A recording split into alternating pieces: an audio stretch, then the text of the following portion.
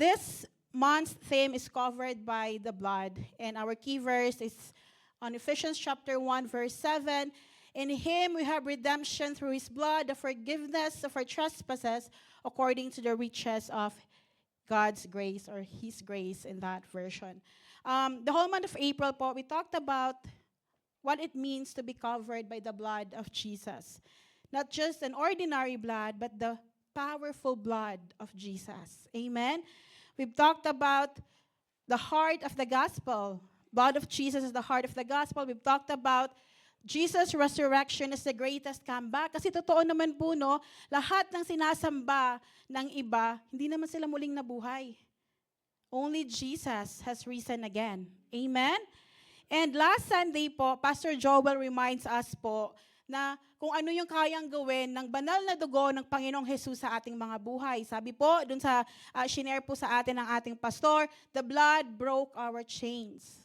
Amen? Anumang tanikala ng kaaway sa iyong buhay ay binasag na ng Panginoong Jesus. Amen? The blood removed our shame. Kaya bakit sa tuwing tayo po ay inaatasan, bakit tayo nahihiya? Bakit sa tuwing tayo po ay lumalabas dyan, bakit nahihiya tayong i-share ang Panginoong Jesus? The blood of Jesus already removed our shame. So why are we being so shameful? Amen? Sabi din po doon sa shinare ni Pastor Joel, the blood gave us a new identity. Jesus gave us freedom from sin. 2 Corinthians chapter 5, verse 17, therefore, if anyone is in Christ, he is a new creation. The old is gone, the new has come. Whatever lies that the enemy has been telling you regarding your past, don't listen to it. Because when we receive Jesus Christ, when we are being covered by the blood of Jesus, our past has no say anymore. Amen? And do not let other people shame you because of your past. All of us has a dark past. Amen? And it is only because of Jesus that we have been brought from the darkness to light. Amen? And also, the last one is Jesus is the vine in our life. Totoo po yun, we cannot survive without Jesus. Na-share po namin kahapon sa aming devotion po na lahat naman ng tao sa mundo may problema. You know what makes us different? Because we have God in our life. That no matter how chaotic our surrounding is, we can stand firm dun po sa mga pangako ng Panginoong Jesus sa ating mga buhay. Amen? Praise God. And the blood opened the door and also it demands our response. So I pray that this morning po, our response to the covering of the blood of Jesus is for us to really thirst and hunger for the Word of God. Na Lord, mangusap ka sa akin. Lord, hindi pwedeng si pastor lang yung kausapin mo, Lord. Lord, hindi pwedeng siya lang yung makareceive ng blessing mo. Gusto ko ako din, Lord. And as a response, I would listen with all of my heart. Amen? And in the afternoon, Pastor MJ po reminds us that receiving Jesus is not optional. If you want eternal life, John 14:6 says, Jesus is the way, the truth, and the life. No one comes to the Father except through Jesus. So if we want eternal life, receiving Jesus is not optional. We have to receive Jesus in our lives. Amen? Sabi din po doon, Jesus is essential to our daily living because the blood of Jesus sustains us. Jesus is the true source of life. Totoo po yun, we cannot survive without Jesus. Hindi po natin kakayanin. Sa tingin nyo, magigising pa kayo sa umagang ito without the covering of the blood of Jesus? John chapter 10, verse 10 says, the thief comes to steal, to kill, and to destroy. Pero may kasunod po yun. But I have come so that you may have life and have it in abundance. You will never wake up this morning without the covering of the blood of Jesus. Amen? Jesus is the vine in our life, and Jesus Christ, our bread of life. And this morning po, we will still talk about the blood of Jesus. And I pray na mula pa po noong umpisa hanggang sa mga oras na to po, hanggang mamayang hapon, I pray that we will realize how amazing it is to be covered by the blood of Jesus. Amen? But aside from learning the covering of the blood of Jesus through the book of Ephesians po, I want us to walk through a memory lane. Amen? And look back, dun po, di ba napag-usapan na po natin the last couple of months yung entering the promise.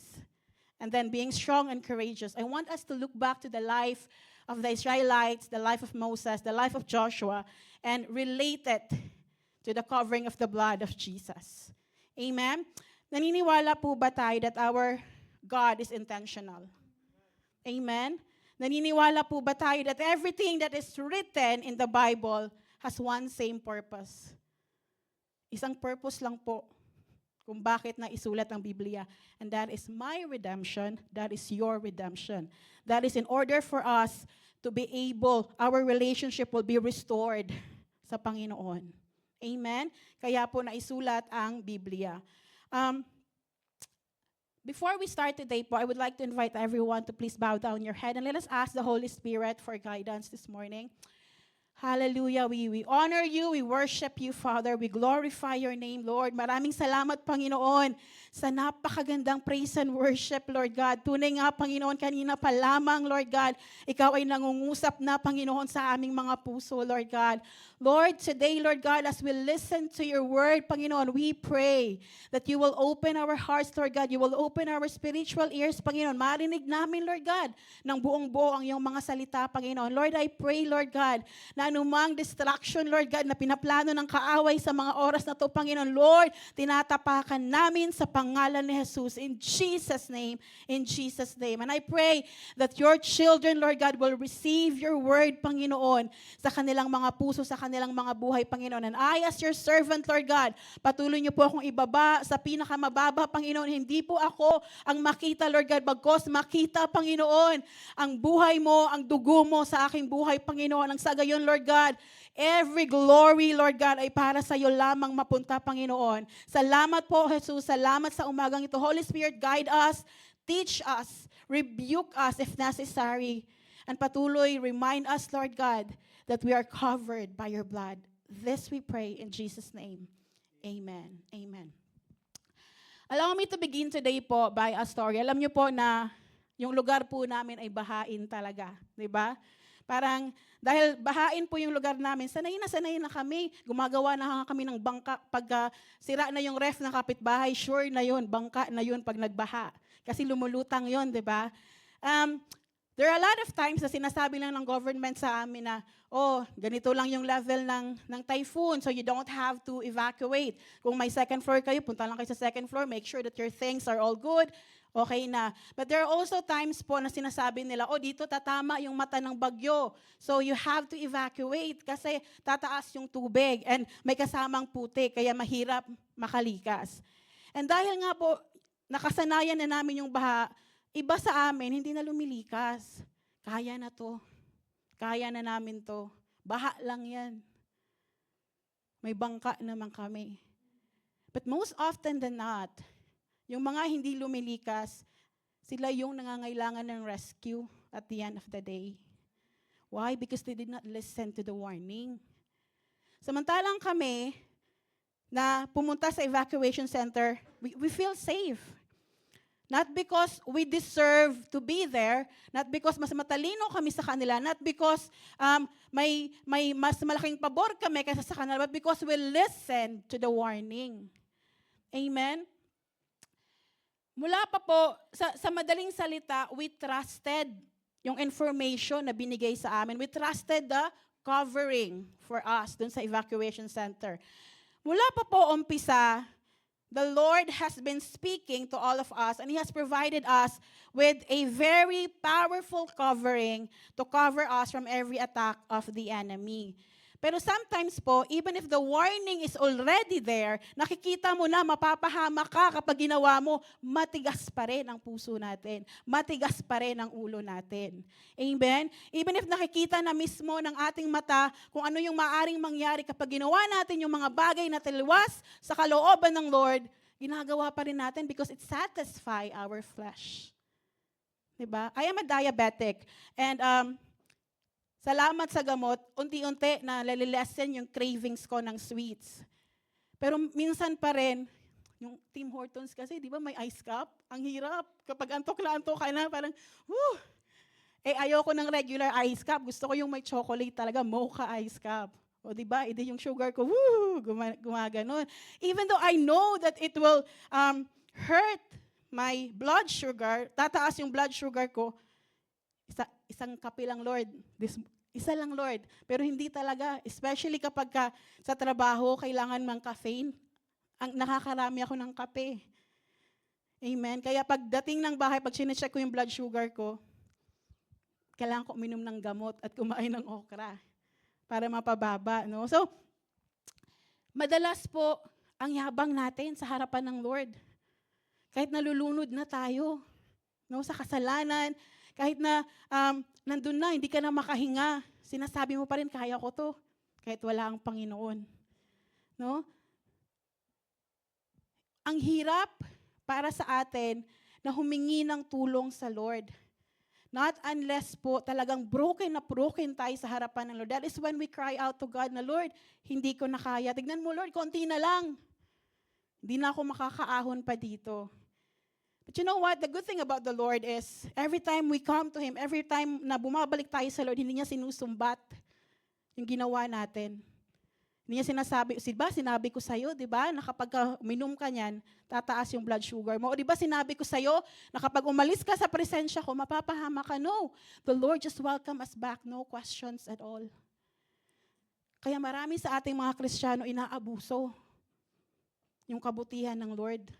Kasi alam natin sa mga sarili natin that every time we come back, just like the prodigal son, the grace of the Lord will always welcome us back without questions at all. Amen? The Bible po tell us one story, just one message, and it's written over centuries po with different men of God, yet unified by one purpose, and it is our redemption. Kapag binasa po natin yung salita ng Diyos as a whole po, we begin to see that God is not reacting, but instead He is revealing. Magkaiba po kasi yung reacting sa revealing. Yung reacting po kasi, you are responding as the problem happens. No? Baba, uy, si Eva, kinain niya yung mansanas. Sige, gagawa ako ng solusyon. That is reacting. But God, through His Word, is revealing unto us, meaning, He already has a plan. Hindi pa man kinakain ni Eva yung prutas, alam niya na mangyayari yun. Amen? And so, He is unfolding His purpose step by step, showing us, if we read the Bible, it shows us what is in the heart of God from the very beginning. And that is the restoration of our relationship to Him. Kaya po, sabi sa salita ng Diyos, sin separated us from God. It broke the relationship. It created a gap na hindi po natin kayang ayusin na tayo lang.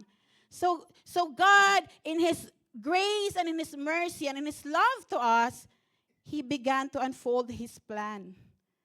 Hindi po random. Hindi po, biglaan yung plano ng Diyos. It was intentional. Amen? From the Garden of Eden po, to the blood of the Lamb, during the Passover po, to the law through Moses, to the promise that is being carried through generation. God's plan from the beginning is to reveal, to redeem, and fulfill that promise through the life of our Lord Jesus Christ. Amen? Everything that happened was pointing to one moment. And that is the death of Jesus Christ and His resurrection again. Amen? So, ano yung plano? For us to have access. For our relationship to be restored. For us to be able to go back to the Lord Jesus Christ. So, what does this mean po? What does this all mean? What God introduces in Genesis, He fulfills in Jesus Christ. Lahat po connected. Hindi mo pwedeng, kasi di ba may narinig po ako dati na parang, ang hirap naman basahin nung iba, lalo na yung mga Numbers, Deuteronomy, kasi puro pangalan. Ano yung message ng Lord sa akin sa mga pangalan na yun? Bakit hindi na lang yun inalis? Hindi ko naman kailangan malaman kung sino yung pangalan ng tatay ni Abraham, ng tatay ni Isaac. I don't have to know that, but no. Everything that was written, even the simple dot, is intentional. Because if only we are sensitive to the reading of the Word of God, to the leading of the Holy Spirit, we will know that even the semicolon is a message of God in our life. Amen? Amen. So today po, ang atin pong pag-uusapan ay covered by the blood from the doorpost of Egypt to the cross of Christ. The same blood that protected the Israelites, the same blood that is saving us, is the same blood that will cover us as well. Ephesians chapter 1 verse 7 says, "In him we have redemption through his blood, the forgiveness of sins in accordance with the riches of God's grace." So we all know po that this particular Bible verse is written by Apostle Paul when he was in prison. He wrote this to the believers of Ephesus to remind them that na yung salvation nila is not rooted in the religious performances. It's not rooted on the basis of who you are as a person. It's not rooted on their cultural heritage, not even personal effort, as well as studying the book of Ephesians po from the last few months, alam po natin na yung Ephesus is a city that is saturated with pagan worship. Amen? Ang sinasamba nila ay mga Diyos-Diyosan. They have human confusion and also spiritual confusion as well. Pero si Apostle Paul po, hindi siya nakipagdebate sa kanila. He did not argue with their morality. Instead, he reminded them who they are. He declares their identity. Remind niya yung mga taga-Efeso kung sino sila, kung kanino, who they belong. Minsan kasi mas maganda ipaalala natin sa isang Kristiyano, lalo na yung mga Kristiyano na umalis na sa Panginoong Jesus, ipaalala kung sino sila kaysa sa isumbat yung kasalanan nila. Example po, yung asawa ko po naninigarilyo. And instead of saying, "Uy, sabi ng salita ng Diyos, wag mong gagawin yan, sinisira mo yung temple mo, kasi temple yan ng Holy Spirit." I always say na, alam mo, natutunan ko na yung katawan pala natin ay temple pala ng banal na Espiritu. No? Through the sermon of one of the pastors, I learned na kailangan pala ingatan natin yung ating katawan. Na kahit pala nagkakasala tayo sa Panginoong Jesus, He still loves us. Kaya nga, di ba, John 3:16, "For God so loved the world that He gave His only begotten Son, that whosoever believes in Him shall not perish, but will have everlasting life." Kaya pala, pinadala niya yung Panginoong Jesus kasi ganoon niya tayo kamahal. I am exposing the Word of God in His life po, but in a way na He will not dislike my God because I am judging Him. Amen? Lagi po nating tatandaan, especially po for a person who does not have a relationship with God, they will always find a way, an excuse to attack God with everything that you say and with everything that you do. Lahat ng sasabihin mo, lahat ng gagawin mo, gagamitin nila. Parang sa court of law, anything you say and do will be used against you. And that is what a person with no relationship with God will do. Kaya mahalaga po kagaya ng sinasabi ko sa asawa ko, I don't attack what he's doing. Sabi nga, di ba, hate the sin, but not the sinner. Don't attack what they do. Instead, remind them of their identity in Christ Jesus. Amen? So, pero si Apostle Paul po, when he wrote these words, he is not inventing a new idea. He is standing on ancient ground.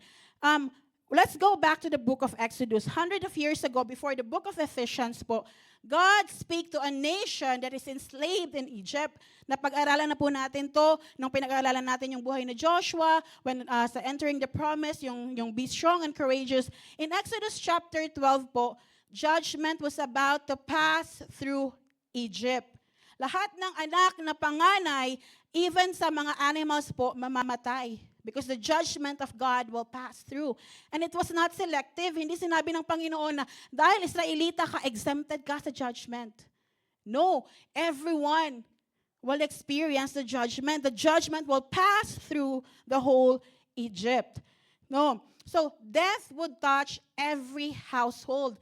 It doesn't matter, kagaya ng sabi ko kanina, it doesn't matter if you're an Israelite or Egyptian. Death would come and touch every household. Yet God, in His mercy, provided a way to escape death. Imagine, alam na ng Lord may mga kasalanan itong mga taong to. But still, because of His grace and mercy, He still provided a way to escape death. We will read the whole chapter of Exodus chapter 12 po, but we will focus on Exodus chapter 12 verse 13. The blood will be a sign for you on the houses where you are. And when I see the blood, I will pass over you. No destructive plague will touch you when I strike Egypt. So alam po natin, during that time, each family was instructed by God to take a lamb. Very specific po yung instruction ng Panginoon sa Exodus chapter 12.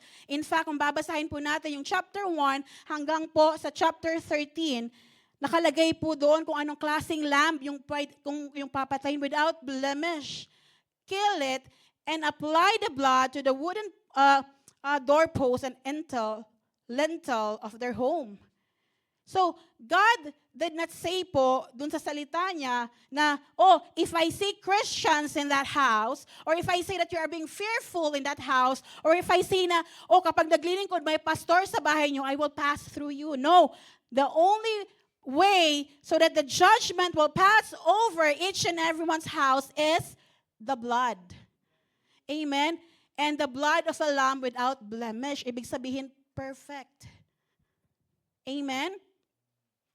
So, the blood on the doorpost po was a sign to God. Anong sinasabi ng Panginoon sa atin dito? The protection was not in the family. The protection was not because your dad is a pastor or your mom is a pastor. The protection is not because you are a leader of the ministry. The protection is not because you are being good and serving the Lord. No, the protection was in obedience to God's provision. They followed, they obeyed the Lord. The Passover was not about Israel deserving deliverance. It was about God providing redemption through the blood. It is because I love you, and that is why I am giving you a way to escape death. You have to put this blood so that when the judgment will pass over your house, I will not look at every member of the house, but I will just look at the blood in the house, and I will pass through you, and you will escape death. That is what God is trying to tell them. Fast forward po to the New Testament, and John the Baptist looks at Jesus and says in John 1:29, the next day John saw Jesus coming toward him and said, "Look, the Lamb of God who takes away the sin of the world." And even in 1 Corinthians chapter 5 verse 7, get rid of the old yeast so that you may be a new and living batch as you really are. For Christ, our Passover lamb, has been sacrificed. In 1 Peter chapter 1, verse 18 to 19, Peter reminds believers po na, for you know that it was not perishable things such as silver or gold that you were redeemed from the empty way of life handed down to you from your ancestors. Verse 19, but with the precious blood of Christ, a lamb without blemish or defect. Yung nangyari po sa Egypt, the blood on the doorpost of Egypt po was never meant to stop in Egypt. Hindi lamang siya pinagawa para manatili o matigil sa Egypt. Hindi nagtatapos doon yon. It was just a way to point us forward to the Lamb who is coming. Amen? The wood of the doorpost would one day point us to the wood of the cross. The blood of the lamb during Exodus time would give way to the blood of Jesus Christ. Worthy is the lamb who was slain. Amen? During Exodus time, yung temporary covering ng dugo ng lamb po dun sa mga pintuan would one day become an eternal redemption. And all sins will be forgiven. Amen? Kaya mahalaga po na hindi natin binabasa ang Biblia po ng pira-piraso or bahagi lang. You know, cherry picking. Ito lang yung gusto ko. Philippians 4:13, I can do all things through Christ Jesus. Tanungin niyo po yung mga youth. Memory verse, lahat sila. Philippians 4:13. Amen? We can't just cherry pick the Bible po. Hindi pwedeng fragmented yung ating pagbabasa ng salita ng Diyos. Kasi ito lang yung babasahin ko kasi sinasabi dito, God is love. Ayokong basahin na God punishes the sinners because I don't want to be punished. I just want to know how God loves us. Kapag may naririnig na ako na God is just, that God is holy, no, I don't want that. I just want that God is love. No, we cannot read the Bible with just the few verses that benefits us. We have to read the Bible as a totality. Amen? Hindi mo pwedeng sabihin na, magbabasa ako ng Bible, but I would create a God that is only loving. When the pastor says that God is just and God is judging us at the end of the day when we come face to face with Him, ayoko na yan. Gusto ko lang yung God na loving. Then we are missing the whole point of the Bible. Amen. Scripture po was never meant to be cherry-picked. It was meant to be understood as one redemptive story. May kasalanan, pinadala si Jesus, naligtas tayo sa kasalanan, and one day, we will face God in our judgment day. Amen? So the same God who passed over homes marked by blood in Exodus is the same God who forgives sins through the blood of Christ in the book of Ephesians. So nakikita po natin, God is not changing His method po. He is only fulfilling His promise to us. Amen po ba? The message po is same from the beginning to end. Next slide po, Pastor. Deliverance comes through blood, freedom comes through obedience, and redemption comes through God's provision, not human effort. Sa umaga pong ito, tatlong bagay lang po on what it is meant to be covered by blood, what it meant in Egypt, what it meant at the cross, and what it means for us today as modern believers and the redeemed people of God. Let's go to number 1 po. Tatlong bagay lamang po. The blood in Egypt, salvation through obedience and substitution. Sa Exodus 12, kagaya po ng napag-usapan natin at nabasa natin kanina, alam natin po, madalas napapanood natin to during Holy Week, diba? The story of Moses, how he was used by God to save the Israelites from the bondage of Egypt. Madalas po natin itong napapanood during Holy Week. Alam natin that during the time, Israel is under slavery. They are a nation in bondage. Thank you. Sila po ay powerless against the Pharaoh. Amen? So when God is about to pass judgment throughout the nation, na lahat ng firstborn child, even the animals will die, hindi nila kayang takasan yon. Hindi nila pwedeng sabihin na, oh, I am God's chosen people, I am Israelites, I am exempted from the judgment. No. Hindi nila kayang i-negotiate yung freedom nila. Hindi nila kayang ayusin yung sitwasyon nila nang sila-sila lang. What they need is deliverance, and only God can provide it. So nag-instruct ang Panginoon. So take a lamb without blemish, kill it, and apply its blood to your doorpost and lintel. So the instruction of the Lord po was not ritual. It required faith. Why? Kasi the blood has to be applied publicly. Bakit hindi sinabi ng Panginoon, so okay, i-apply nyo yung dugo sa mga katawan nyo. But the Lord says, apply it in your doorpost and lintel. So it requires faith. And because the instruction was very specific, ibig sabihin, it requires trust. Kagaya ni Noah, wala namang ulan, nagpagawa ang Panginoon ng ark. And very specific yung measurements, diba? It takes great faith to obey, especially when everything doesn't make sense. Amen? It requires obeying and giving it all to the Lord.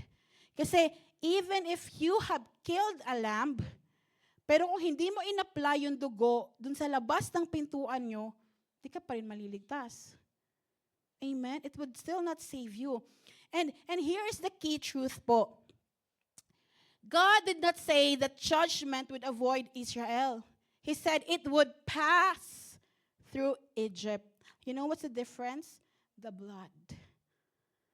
Exodus chapter 12, verse 13 again. Salvation in Egypt po was never based on the moral perfection of the Israelites or of the people inside the house. It was based on the blood covering the house. Amen? The first Passover was not about escaping Egypt. It was about escaping the judgment of God. Freedom from slavery came afterwards. The blood came first. So ano pong ibig sabihin na to? As powerful as this moment is all about, it was incomplete. Why? Kasi nasa Egypt pa rin yung mga Israelita. Di pa rin sila nakakalabas. They are still enslaved to Egypt. So bakit pinagawa ng Panginoon to? They have to apply the blood first. We will talk about that. Ibig sabihin po, yung problema nila is deeper than their situation. Hindi naman issue yung Egypt eh. The issue that time is the judgment of God. No? Pharaoh was still in power. They are still living in Egypt. Walang nagbabago pa rin sa sitwasyon nila. Pag lumabas sila ng pintuan na yan, slave pa rin sila ng Egypt. Amen? So, kailangan muna may mabago sa kanila. Kailangan muna, something had to change over them first. Ibig sabihin, bago dinil ng Panginoon si Pharaoh, inuna muna niyang idil yung sitwasyon at kalagayan ng puso ng mga Israelita. Amen? So, the blood on their doorpost and lintel po was not about getting them out of Egypt. It was to keep them alive. We have to understand, again, kung wala yung dugo, they could have died right there and then and face the same judgment as Egypt. Bakit madalas nating narinig yung Egypt? Ano ba yung Egypt? Even through today's generation po, some of us are living in Egypt. Egypt represent bondage. Ano yung bondage? Yung kasalanan na nagko-control sa'yo. Yung habits na hindi mo kayang putulin. No, anything that owns you instead of God is Egypt. Ano pa? Egypt represents the old life. Yung mga bagay na pinapatalikuran na ng Diyos sa'yo. Yung past identity mo, yung old mindset mo. Sabi nga nila, di ba, hindi kasalanan kung isinilang kang mahirap. Pero kung mamamatay kang mahirap, kasalanan mo na yon. Because the Lord has given you all the provisions. But this mindset kasi na, pinanganak kasi akong ganito, kaya ganito na ako mamamatay. That is a mindset of Egypt. No? Because freedom po is not just physical, it is internal as well. Egypt also represents a system without God. Alam po natin, during the book of Exodus, that Egypt had power. They have wealth, mayaman sila. Amen? Malalaki yung structure nila. Pero wala silang submission sa Panginoon. They are relying on their self instead of relying to God. Let us always remember po that a life built on success but spiritually empty is still an empty life. Mayaman ka man sa mundo, no? Sabi nga nung isang kanta, makamtan ko man lahat ng yaman sa mundo. Makamit ko man pangarap at mithin ang puso ko. Kung ako'y malalayo sa'yo at malalayo ng husto, ay bigo pa rin, ay hungkag pa rin ang puso ko. No? A life that is built on success po will still be an empty life without God. Di ba kayo nagtataka bakit madalas, especially sa America or even sa Korea, big percentage of people who commit suicide are people who are famous. People who have money. People who think they have everything in the world. Why? Because it will never give the satisfaction that only God can give you. At the end of the day, when you go back to your bed, empty pa rin, no? Yung buhay mo, yung puso mo. Because only God can fill that void in your heart. Only God can fill and satisfy us. Amen? Sabi nga, when you have a cup, allow God to fill it. And at kapag puno na, i-share mo sa iba. Amen? We can never share with an empty cup. So ask the Lord, Lord, fill my cup. Then share it. Because God can never add more to your blessing if you're just holding on to that cup. So share it para mas madagdagan pa yung blessing. Amen? Egypt also represents full security. At times po, alam po natin, when they were wandering in the wilderness, they wanted to go back to Egypt. Why? Kasi Egypt represents po pagkain. May bahay naman sila doon. Bakit mo pa kasi kami inalis sa Egypt? Okay na kami doon eh. Diba? Egypt represents full security, food, routine, familiarity, even if they are in bondage. No?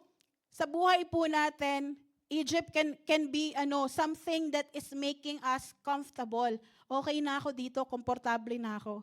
Na-share ko po sa mga youth kahapon po, during our Don't Watch po, yung mga Kristiyano nowadays, nagiging selfish. Why? Okay na ako, ligtas na ako eh. Ano bang pakialam ko sa kanila?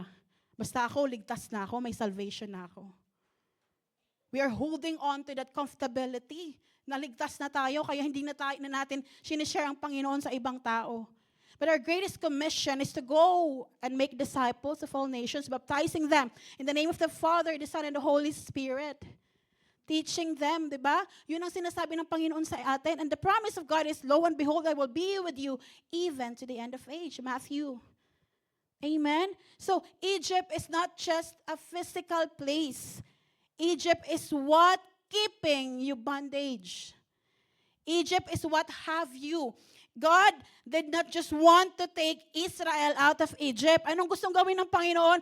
He wanted to take Egypt out of Israel. Gusto niyang makalimutan na at matalikuran na ng mga Israelita yung ugali nila nung nasa Egypt pa sila. The slave mentality. That is what God wanted for us as well to natalikuran po. Again, without the blood, they would not have been spared. They will suffer the same judgment. The blood comes before the breakthrough.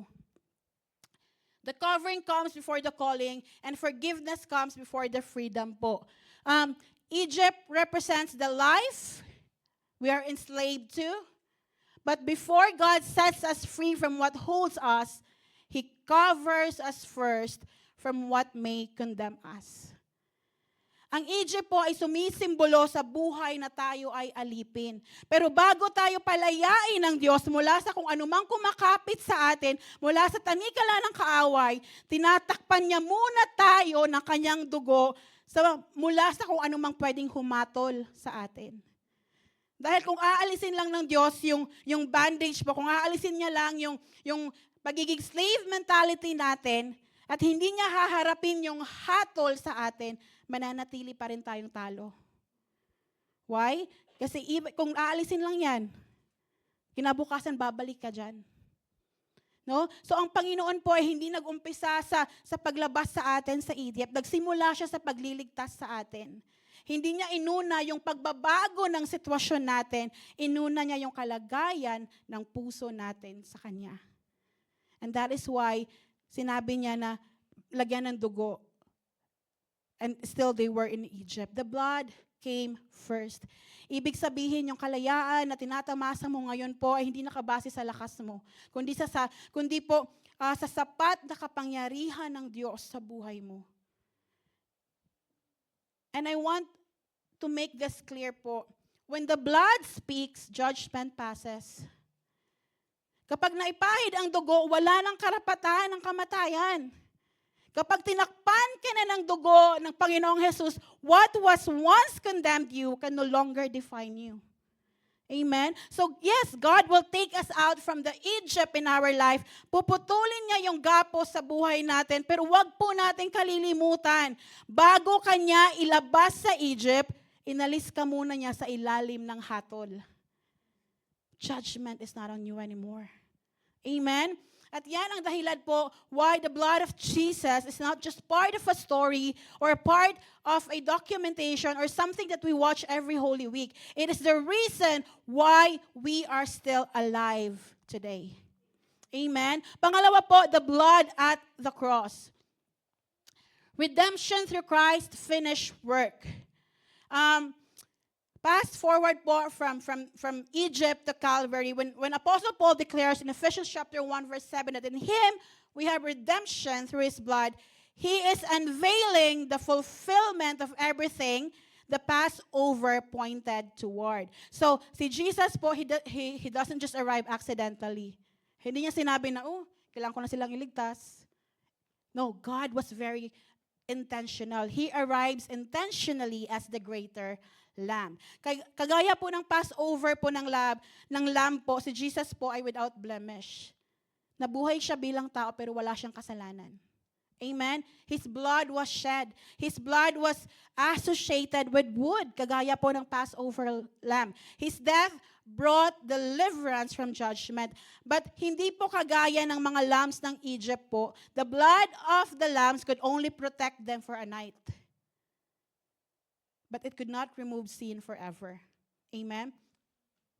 Excuse me po. Excuse me, Lord. 1 Corinthians chapter 5, verse 17, Jesus dies once and for all. At cross, judgment does not pass over sin po. It passes through Jesus. In Egypt po, the judgment was delayed for those under the blood. Diba? Naligtas sila. It passed over them. Pero may kasalanan pa rin. Sin itself was still there. Amen? Hindi po naalis ang kasalanan nila sa pamamagitan ng dugo ng lamb.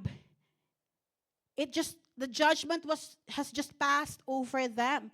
The sin itself was still there. So the lamb died inside of them, but it was temporary. Ibig sabihin, kung kailangan na naman nila mag-sacrifice, magkakatay na naman sila ng lamb. It had to be repeated over and over again. But at the cross, something deeper happened. Jesus did not just make judgment pass over us, He took it into Himself. Amen? 1 Peter chapter 2, verse 24. He Himself bore our sins in His body on the cross so that we might die to sins and live for righteousness. By His wounds, we have been healed. Ano pong ibig sabihin nito po? God is not ignoring sin. Hindi niya sinasabi na kalimutan na lang natin. No, He's not ignoring sin. Hindi niya din nilolower yung standard niya sa kasalanan. What happened is He fully dealt with it through Jesus. So, ang atin pong Panginoon po, hindi niya, kagaya ng sabi ko kanina, hindi niya pinagkaila na may kasalanan. No? Romans 3:23, for all have sinned and fall short of the glory of God. He did not pretend, that it wasn't there. Pero hindi niya rin kinancel ang judgment like it didn't matter. He carried it out. He carried it fully. And instead of placing the judgment on us, He placed it all on Jesus. No, to put it simply po, ganito po yun. Sa isang trial, kapag ikaw ay napatunayang guilty, you will suffer consequence. It's either makukulong ka, mahatulan ka. No? The sentence is real. Avoiding sin would mean na sinabi ng judge sa'yo na, okay, kahit may kasalanan ka, I would let you go. Hindi kita ipapakulong. Kahit may kasalanan ka, kahit guilty ka sa kasalanan mo, I would not let you go. Pero hindi po yun yung nangyari kay Jesus on the cross. When we say judgment was satisfied through Jesus, we are saying, yes, you are guilty of your sin. Yes, there are consequences of your sin. Yes, pagbabayaran mo yung kasalanan mo, pero hindi ikaw ang magbabayad. Amen? Jesus took our shame on Himself. Bakit po mahalaga na maunawaan natin yun? Again po, in Egypt po, judgment passed because of the Lamb. At the cross, our judgment na dapat para sa atin was poured out on the Lamb. The Passover po kept the Israelites alive for a night. But the cross, it gives us our life forever. Habang buhay. Eternal life. Sa madaling salita po, in the book of Exodus po, the judgment was only avoided for a night. Maaaring pwedeng bumalik yung judgment, and it might still be hanging over the head of the Israelites. But because of Jesus, and because the judgment is satisfied through Jesus, nothing is left unpaid. Anumang kasalanan mo, anumang pagkakautang natin, nabayaran na. Kahapon nga, bibili kami ng kape, sabi ni Brother Ian, ito na lang ipangbayad natin. Because the debt is already paid. Amen? Pangalawa, because of Jesus, nothing is still owed. Wala kang utang na loob. No, wala kang kailangan bayaran. We owe no man anything. We owe no debt to sin. We stand forgiven. Romans chapter 8, verse 1, it is finished. Pangatlo, nothing can come back to condemn us. Romans 8:33, diba? There is therefore now condemnation for those who are in Christ Jesus, our Lord. It can never be charged again. Kapag humingi tayo ng tawad sa Lord, kapag nag-repent po tayo, lahat ng kasalanan. Do you know when you're starting on a blank slate, that is God. At kahit paulit-ulit, every time na lumalapit tayo, Lord, patawarin mo ako.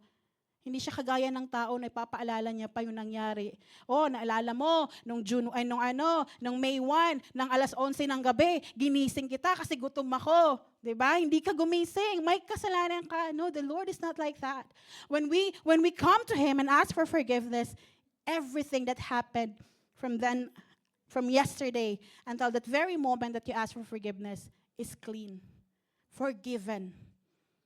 Amen? Hindi ka na pwedeng habulin ng kasalanan mo because Jesus paid it all on the cross. So God did not overlook our sins po. He just overpaid for it through Jesus. Ibig pong sabihin, next slide po, please, Pastor. Next slide po. Ibig pong sabihin, our sin was not excused, it was executed on the cross. God did not sweep our sins away po like it did not matter. Hindi niya po binabaan yung standard niya para tayo ay makapasok at magkaroon ng access sa Kanya. He faced it fully. Every sin, every failure, every hidden thing, at inilagay niya lahat sa Panginoong Jesus. Sa krus ng Kalbaryo po, nothing was ignored. Everything was accounted for. Yung full weight ng judgment na para sa atin po, it fell not on us but on Jesus. Uulitin ko po, because of what Jesus did on the cross, what was meant to condemn us has already been dealt with. Kaya wag kang makikinig sa kasinungalingan ng kaaway. No, kapag sinasabi ng kaaway sa'yo na, hindi ka naman worthy, hindi ka loved niyan. Nakikipagplastikan lang yan sa'yo kasi may kailangan siya sa'yo. Or pag may message sa'yo yung mga kamag-anak mo, kumusta? Yung kaaway, mangungutang lang yan. Wag mong replyan. Diba? Hindi po. Everything, don't listen to the lies of the enemy because everything that is supposed to condemn us has already been dealt at the cross. Amen? So ano man yung mga bagay na makakasira sa atin, they have been carried on by Jesus. What we could never pay has already been finished at the cross. So I hope po na wala po sa atin dito yung tatayo sa harapan ng Lord at iisipin po na hindi tayo enough. Na hindi ko kayang gawin yan. Ay, hindi ko kayang manalangin. Ba't ako? Di ba yung paniki? Ba't ako? Ba't ako? Ba't ako? No? We stand covered because Jesus was enough. No? What He did on the cross for us was more than enough. Hindi lang po tayo pinatawad sa ating mga kasalanan, tayo ay pinalaya. Amen? Malayang malaya po tayo. Pakisabi po sa iyong katabi, malaya ka. Amen? So nawa, gamitin po natin yung kalayaan na yon para maitaas yung pangalan ng Diyos sa buhay natin. Gamitin natin yung kalayaan na yon para tuluyang lumayo at tumalikod sa mga kasalanan natin. Huwag na tayong bumalik dun sa mga Egypt ng buhay natin. Gamitin natin yung kalayaan na yon para mas marami pa tayong mahikayat sa paanan ng Diyos. Gamitin natin yung kalayaan na yon para patuloy na mapapurihan ng Diyos. Makita, let the light of God shine in our lives that they will know the Father through your life. Amen? So I pray po na gamitin natin yung kalayaan na yun po. We use our freedom to consistently condemn sin and seek righteousness in our life. Amen? All for the glory of God. Remember po, we are not forgiven because we are living right. Hindi tayo pinatawad dahil maayos yung pamumuhay natin. Maayos yung pamumuhay natin dahil pinatawad na tayo ng Diyos. Amen? So if the blood saved Israel in Egypt po, and the blood redeemed humanity at the cross, the question becomes personal po, and we will go to our number 3 po. What does the blood mean for the believers today? What does the blood mean for you today? So number 3, the blood over the believer, identity, freedom, and assurance. So, just like how the Israelites need to apply the blood on their doorposts and lintel po, every believer, as I have mentioned earlier, needs to receive Jesus. Salvation is a gift we don't need to earn. It is freely given. It is not automatic though, kasi sa sobrang pagmamahal sa atin ng Panginoon, binibigyan niya pa rin tayo ng choice. No? Madalas po, sinishare ko ginawa na lang tayong robot ng Lord, no? Yung kahit pag sinabi niyang, Oh, magpunta ka dun sa bahay nun, mag-share ka, talagang ganun lang tayo. Punta na tayo. Sana ginawa na lang tayong robot na wala tayong option, wala tayong choice. But because of the love of God, may choice pa rin tayo. Either you will serve God or you will serve the world. Amen? Accept Him or not. Receive the gift of salvation or not. It is not automatic. It is applied by faith. The blood of Jesus now covers us. From what? Una po, from condemnation. Romans chapter 8 verse 1. From guilt. Hebrews chapter 9 verse 14. From the power of sin, Colossians chapter 1 verse 13 to 14. Being covered by the blood, hindi po ibig sabihin na perpekto na tayo. That is the most common misconception of people. Na dahil Kristiyano ka, hindi ka na pwedeng magkasala. No? The world is looking at all Christians in a very high standard. Na dahil Kristiyano ka, dahil pinangalandakan mo na may Panginoon ka sa buhay mo, dapat lahat ng kilos mo perfect. That is the most common misconception. Hindi po, being covered by the blood, hindi po ibig sabihin, we are perfect po. Because only Jesus is perfect. May kahinaan pa rin tayo. May laban pa rin tayo. Nasa proseso pa rin tayo. Amen? Pero ang katayuan natin sa harap ng Diyos ay hindi na nakabase dun sa kondisyon natin, dun sa sitwasyon natin. Nakabase na ito sa banal na dugo ng Jesus that has been shed on the cross.